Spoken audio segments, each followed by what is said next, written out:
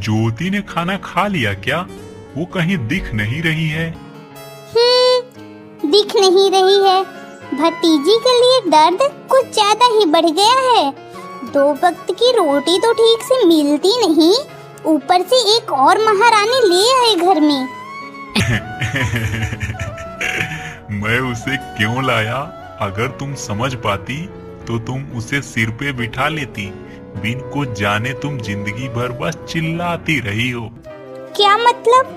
क्यों आप उसे लेकर आए हैं, बताइए तो। वो हमारे ऐसे कौन से काम आने वाली है? वो लक्ष्मी जी का आशीर्वाद है, लक्ष्मी जी का। और माता लक्ष्मी की उपेक्षा नहीं करनी चाहिए, तुम्हें पता है ना। सच में आपके दिमाग में क्या चलता है ना, मुझे कुछ समझ नहीं आता।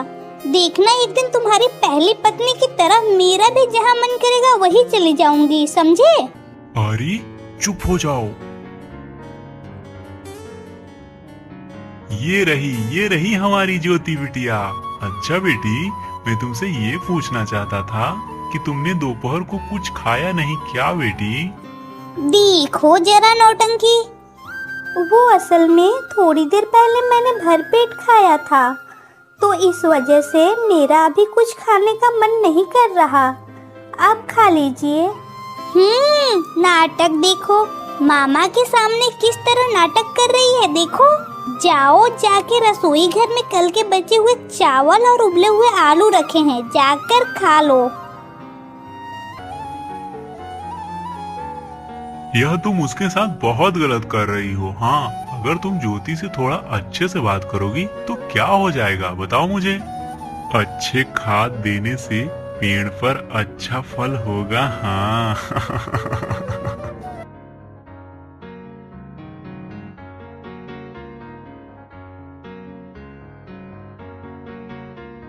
चंदू, अरे ओ चंदू, क्या तुम घर पर हो? ये तो मुंशी जी की आवाज लग रही है। जी मुंशी जी, घर पर ही हूँ।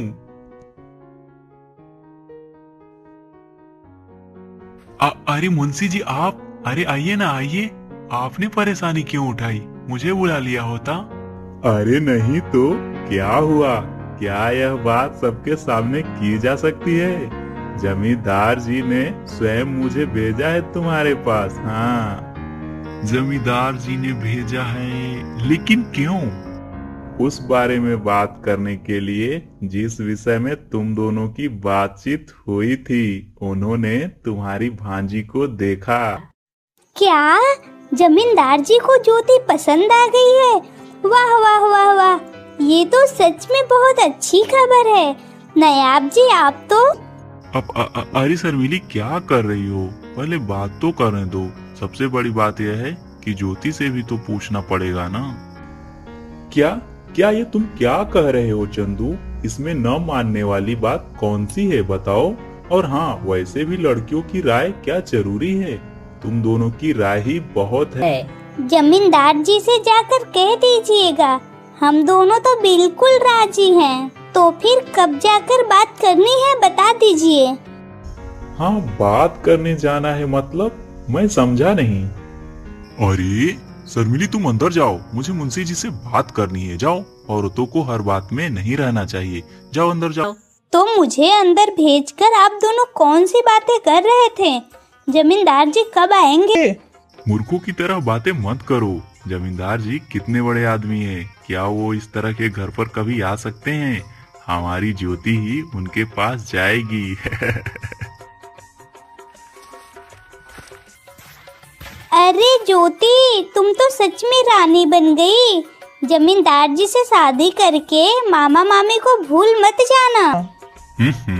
चुप हो जाओ शर्मिली। मेरी ज्योति बेटी जो कहेगी वही होगा। अच्छा बेटी, तुम जमींदार जी से शादी करना चाहती हो ना?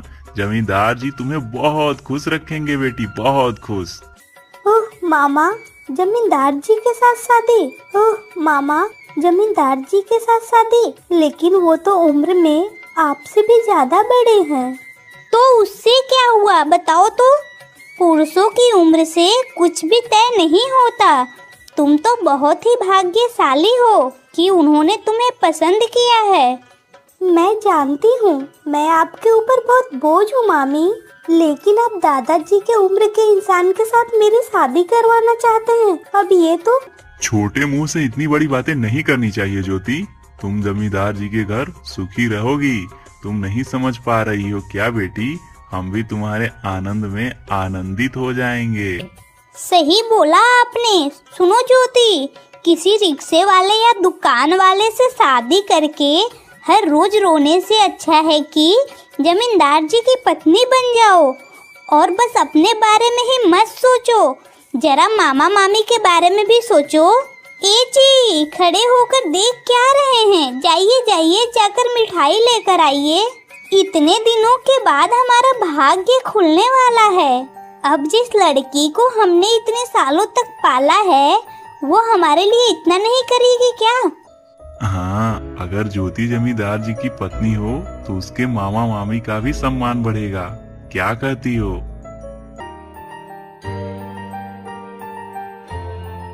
क्या हुआ ज्योति, आज तुम इस तरह से चुप क्यों हो? जरूर तुम्हारी मामी ने कुछ कहा होगा। क्या कहूँ मैं, जिनके माता पिता नहीं होते उन्हें कुछ कहने का हक नहीं। जमींदार जी के साथ मेरी शादी तय हो गई है। जमींदार जी के साथ? क्या बोल रही हो तुम? वो तो 70 साल का बूढ़ा इंसान है, वो क्या करेगा शादी? हाँ सच में, पता नहीं उसने मुझे कहाँ देखकर पसंद कर लिया है और मामा मामे भी राजी हो गए। ज्योति, अगर तुम्हें मरने का ही शौक है तो उनके घर पर न जाकर अपने ही घर में मर जाना। क्या मतलब? वो जमींदार साक्षात राक्षस है, राक्षस। उन्होंने पहले भी 2 पत्नियों की हत्या की है और तुम उसी इंसान से शादी करोगे? ये तुम क्या बोल रही हो? मेरे मामा मामी शायद इस बारे में नहीं जानते हैं। पूरा गांव जानता है और तुम्हारे मामा मामी नहीं जानते। और सुनो, मुझे नहीं लगता कि वो तुमसे शादी करेगा। तुम्हें अपनी रखैल बनाकर बगीचे वाले घर में रख देगा वो। नहीं नहीं, मुझे ऐसी जिंदगी नहीं चाहिए। लेकिन मैं क्या करूं? कहाँ जाऊं मैं? रात के अंधेरे में यहाँ से भाग जाओ तुम, लेकिन उस जमींदार से शादी मत कर ज्योति, मत कर। अपनी सहेली की बात सुनकर ज्योति के मन में तूफान सा उठ गया। उसने तय कर लिया कि चाहे कुछ भी हो जाए वो ये शादी नहीं करेगी। इसलिए रात को जब मामा मामी सो गए तब ज्योति घर से निकलकर गांव की आखिरी दिशा की ओर चली गई। ज्योति ने गांव के अंत में जंगल से घिरी ऊंची पहाड़ी पर चलते हुए कहा, नहीं नहीं, अब जीने से कोई फायदा नहीं। अगर मैं घर पे रहूंगी तो मामा मामी मेरी शादी उससे जरूर करवाएंगे और उस जमींदार की रखेल बनकर जीने से अच्छा है कि मैं मर जाऊं। पिताजी, माँ, आप दोनों ने मुझे इस तरह अकेले क्यों छोड़ दिया? अगर आप दोनों होते तो मुझे इतनी तकलीफ नहीं होती। मैं आ रही हूँ, मैं आप दोनों के पास आ रही हूँ।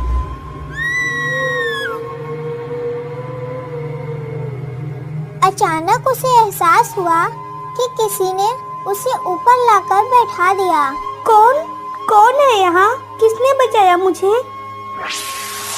मैंने बचाया, मैंने ही बचाया तुम्हें, मैंने ही बचाया है। यह बताओ, इतनी कम उम्र में तुम मरने क्यों जा रही थी? तुम चुड़ैल हो? अरे बाप रे! डरो मत लड़की, अगर डरना है तो इंसानों से डरो। हम भूत प्रेत चुड़ैल इंसानों से कहीं बेहतर है, समझी? वो तो सही कह रही हैं, लेकिन आपने मुझे बचाया क्यों? मैं जीना नहीं चाहती हूँ। मैं मरकर ही इस जिंदगी से आजाद होना चाहती हूँ। आजादी क्या इतनी आसान है? अगर तुम किसी दुर्घटना में मर जाती हो तो आजादी तो दूर, मेरी तरह हमेशा अतृप्त आत्मा बनकर भटकती रहोगी। लेकिन तुम आत्महत्या क्यों करना चाहती थी? तो क्या करूं मैं? किसके लिए जिंदा रहूं मैं? बताओ। मैं अनाथ हूँ। मेरे मामा मामी पर बस मैं एक बोझ हूँ। मेरे मामा एक अच्छे इंसान हैं, लेकिन मेरी मामी मुझे बिल्कुल पसंद नहीं करती हैं।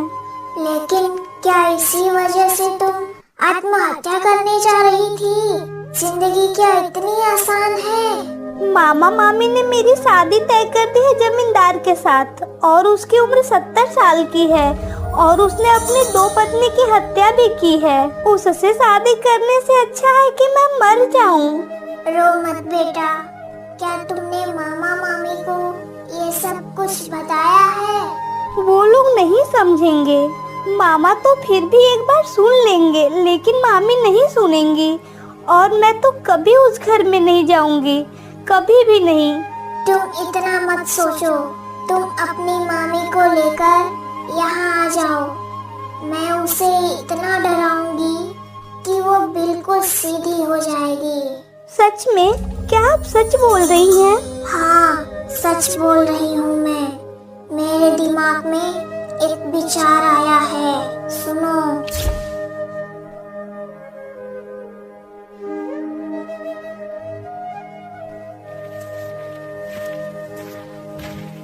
तब रात गहरी थी, चारों ओर सुनसान।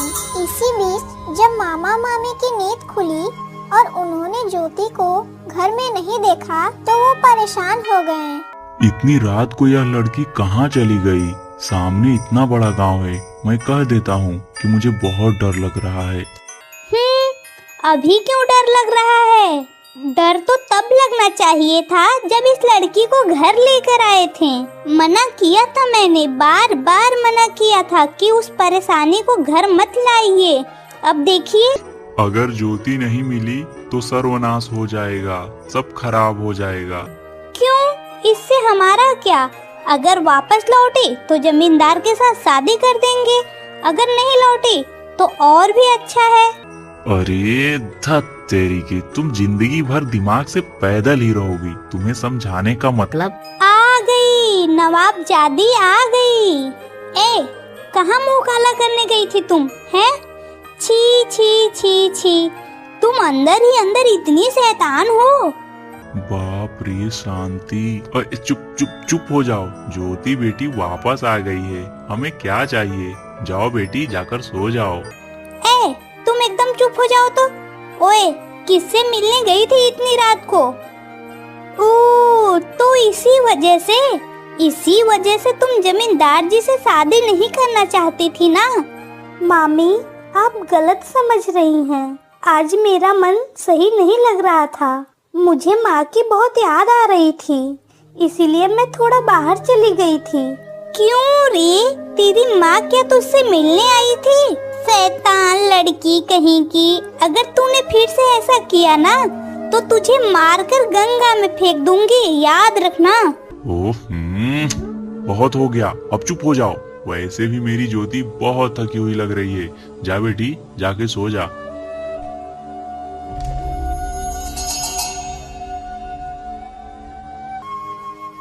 चाहे जो भी हो, उस चुड़ैल ने जैसा कहा था वैसा ही हो रहा है। तो अब अगली चाल की बारी है। कौन है? किसने दरवाजा खोला? अच्छा, तो ये बात है, अपने प्रेमी से मिलने जा रही है। चरित्रहीन लड़की, अभी मजा चखाती हूँ। ए जी, उठिए उठिए उठिए, देखिए क्या सर्वनाश हो गया। उठ जाइए। क्या हुआ? हाँ, क्या हुआ? उस लड़की से जमींदार जी तो क्या कोई शादी नहीं करेगा। अब बताओ भी, क्या हुआ? तुम्हारी प्रिय भांजी इतनी रात को फिर से हमारी बदनामी करने निकली हैं। चलो चलो जल्दी चलो, चलो चलकर देखते हैं। अरे वो वापस आ जाएगी। क्या बोल क्या रहे हो? पागल हो गए हो क्या? अरे सुनो ना, वह जरूर वापस आ जाएगी। चलो चलो जल्दी चलो, मैं कह रही हूँ जल्दी चलो, देर करने से मामला हाथ से निकल जाएगा। चलो। इतना कहकर शर्मीली चंदू को जबरदस्ती बाहर ले गई।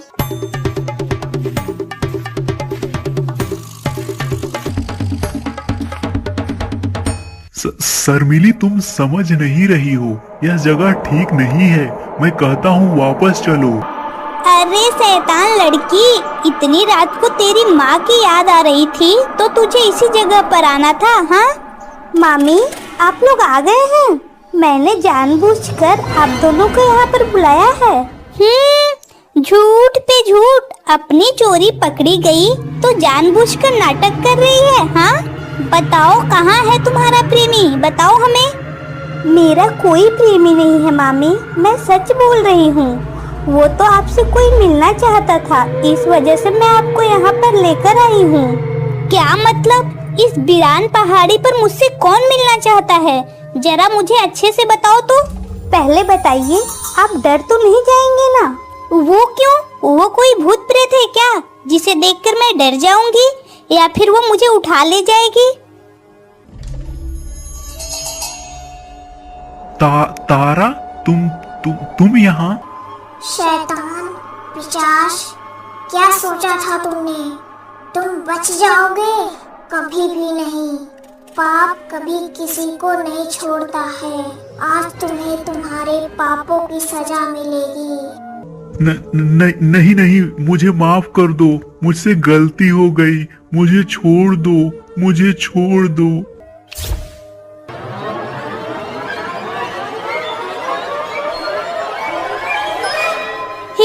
हे जी, ये क्या हो गया? क्या हो गया ये?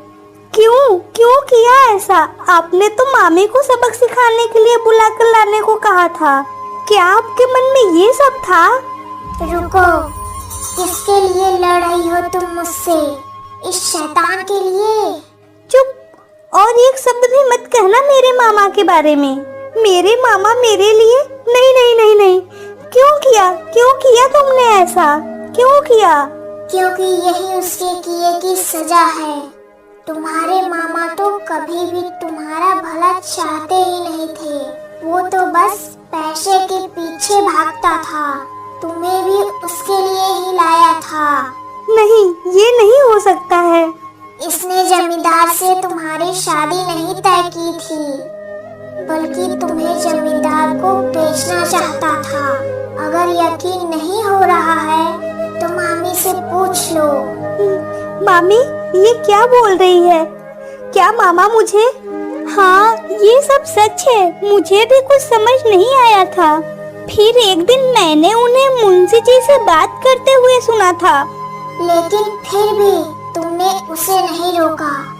उसने केवल ज्योति को ही नहीं, तुम्हें भी धोखा दिया है। तुम लोग सोच रहे हो ना मैं कौन हूँ? मैं इसकी पहली पत्नी हूँ, जिसकी इसने पहाड़ी पर बेरहमी से हत्या कर दी थी। ये सब क्या बोल रही हैं आप? मामा और खून? हाँ, तुम लोगों की तरह मैं भी उसे नहीं पहचान पाई। कई सपने सजाकर अपने घर वालों के खिलाफ जाकर मैंने तुम्हारे मामा से शादी की थी। लेकिन शादी के बाद उसका अत्याचार शुरू हो गया। देखते ही देखते पूरे 5 साल बीत गए, लेकिन मेरा कोई संतान नहीं हुआ। और उसके बाद एक दिन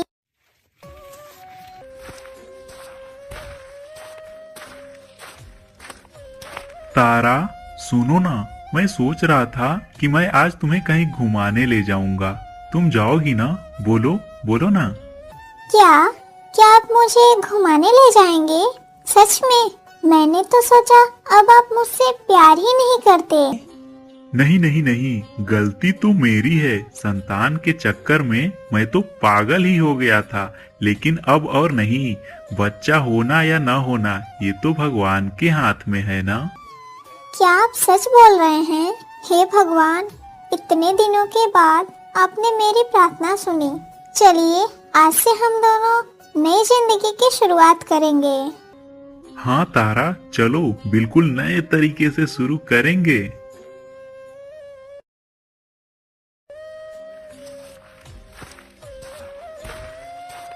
तारा, पता है, जब गांव के लोग मुझे बार बार बच्चे के बारे में पूछते हैं और जब रिश्तेदार पूछते हैं तो मुझे बहुत छोटा महसूस होता है, अपमानित महसूस होता है। ऐसा मत कहिए जी आप, इसमें आपकी कोई गलती नहीं है।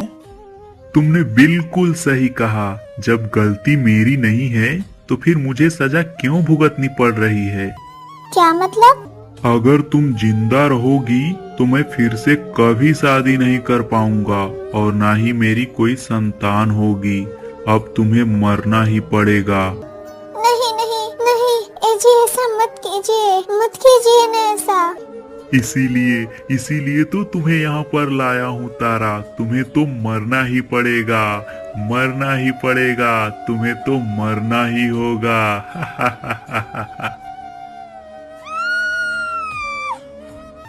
एक खूनी के साथ मैं जिंदगी बिता रही थी।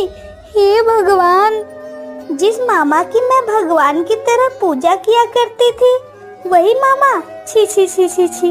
कुछ दिनों के बाद वो तुम्हें भी इसी तरह मार डालता शर्मीली। ज्योति को बेचकर उन पैसों से वो एक नई जिंदगी की शुरुआत करता, क्योंकि उसके जैसे जानवर किसी के नहीं होते हैं, किसी के भी नहीं। शायद यही मेरे पापों की सजा है। मैंने हमेशा ज्योति को दुख दिया, कुछ भी कहकर उसका अपमान करती रही, इसीलिए मुझे यह दिन देखना पड़ा। रोइए मत मामी, इस तरह रोइए मत। मुझे माफ कर दो ज्योति, तुम मेरे घर ऐसे गरीब हालत में आई, इसी वजह से मैं अपना दिमाग ठीक नहीं रख पाई। लेकिन आज शायद तुम्हारी वजह से मैं उस राक्षस से बच पाई। और मैं तुम्हारी वजह से ही अपना बदला ले सकी। क्या तुम मेरे लिए एक और उपकार करोगी? हाँ बताइए ना। उस पेड़ के नीचे मेरा कंकाल दबा हुआ है, उसे निकाल कर जला दो, तभी मुझे मुक्ति मिल पाएगी। आपका बहुत बहुत धन्यवाद हमारी जान बचाने के लिए। मैं आपको मुक्ति दिलाऊंगी।